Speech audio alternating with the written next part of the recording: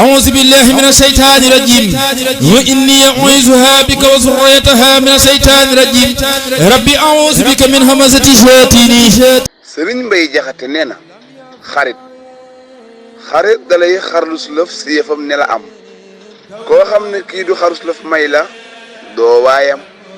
Le vrai ami est celui qui te fait profiter d'une partie de ses biens. Car, sincèrement, tu n'es pas un ami à celui qui ne te donne jamais rien. Sëriñ Mbay Jaxate nee na sëriñ dalay jariñës lëf yar la yor la bu wér xamal la yàlla nga dib santam dib jaamam. Le vrai guide spirituel est celui qui t'est utile, qui t'éduque et qui te donne à manger. Celui qui te fait connaître ton Seigneur. Ainsi, tu es son disciple et son serviteur. Sëriñ Mbay Jaxate nee na jëkkër dafay muñ a kay muñle ka sàmmi ngoram ragal boroomam te am njël jiitug maasam. Le mari idéal est celui qui est endurant des épreuves et patient, c'est-à-dire qui sait pardonner vis-à-vis de sa femme et ses enfants, et qui est noble. C'est celui qui craint son Seigneur et qui a de quoi nourrir les siens. Il surpasserait ainsi ses pairs. Sëriñ Mbay Jaxate nee na jabar dafay yaru tey muñ neexi wax bañ a wex rafet jikko man boppam na cib néegam. La bonne épouse est celle qui est bien éduquée, endurante, douce et qui parle bien. Celle qui a une très charmante beauté divine, avec un très bon caractère. Celle qui sait s'occuper de son mari et qui reste chez elle.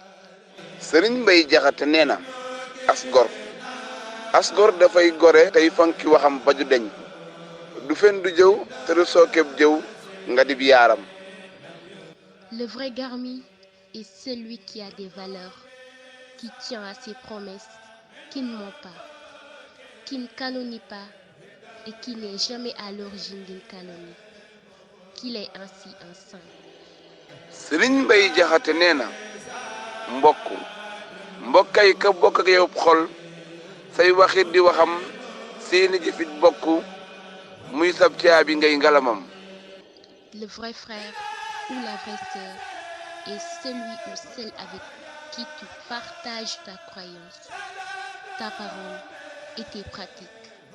C'est ton confident ou ta confidente. Sëriñ Mbay Jaxate nee na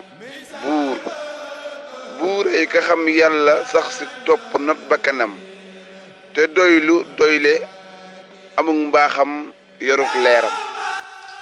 Le vrai roi est celui qui connaît Dieu et qui l'adore sans cesse, en doutant ses passions, celui qui est satisfait de ce qu'il a et qui subvient aux besoins des autres, gardant ainsi sa bonté et sa lumière.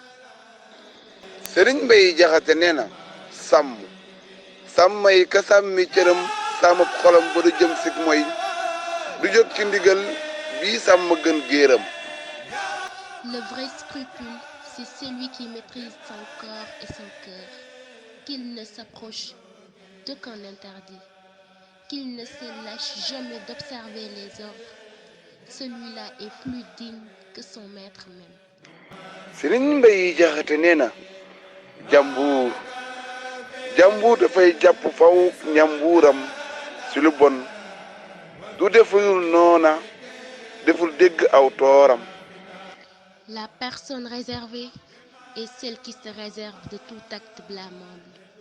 Elle ne fait jamais une faute et n'est jamais accusée d'un quelconque tort. Sëriñ Mbay Jaxate nee na sangay ka sangi moroomam tey jubal ak a jub nekkal di ab sang yow mii baate ngay waayam. Le vrai noble, c'est celui qui dirige ses pairs sur le chemin droit en le suivant scrupuleusement. Sois donc un vrai noble ou son ami à la rigueur. nekk leen ci rek day gën a neex rek di gën a baax di gën a sell di gën a bàjj na rek nag